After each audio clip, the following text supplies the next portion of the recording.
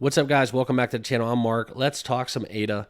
Cardano has been seeing a lot of activity lately as we look into what's going on with this broader crypto market sell-off that we're seeing that lies within Bitcoin. But we're going to talk all Cardano here in this video.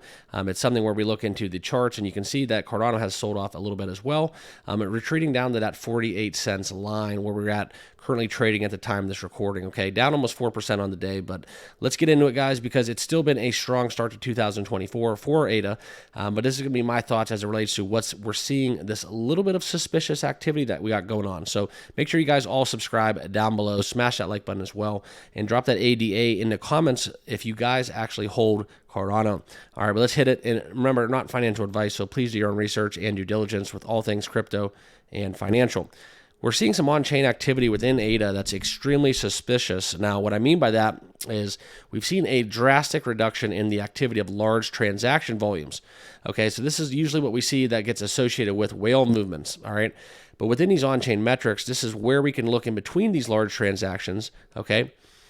Because we're seeing a little bit of a shift within the network dynamics. Now, why we are seeing this, maybe not as clear as we want it to be, but the motives, whether we're accumulating, moving crypto assets somewhere else, or just something simple and otherwise mentioned, this is something where this is all going to be speculative, but we're going to talk about it because the interpretation that lies within when we talk about how this is going to impact us as holders is very important, okay?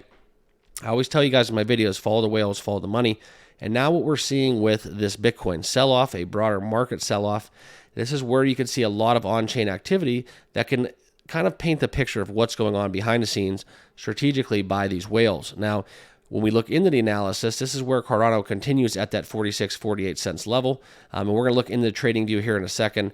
But within Cardano's fundamentals, what we're seeing developmentally on chain, this is something where when we increase utilization, increase adoption, I'm not really too concerned about Cardano in their future. Okay, this is why I wanted to make this video for you guys, because it's very important to understand. I didn't buy Cardano to basically sell it at 48 cents, sell it at 50 cents, sell it at $1.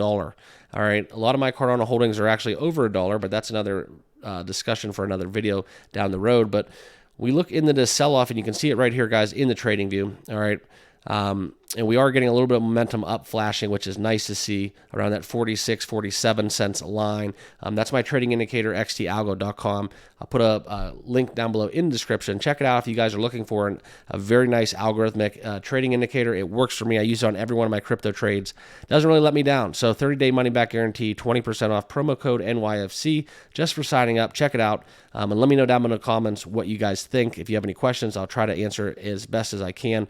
All right, and this is where we've seen this little bit of exodus. You can see these sharp red sell-offs, and that's not what we want to see. We want to see the opposite of that, a different color, different shade of red, more so in the green variety.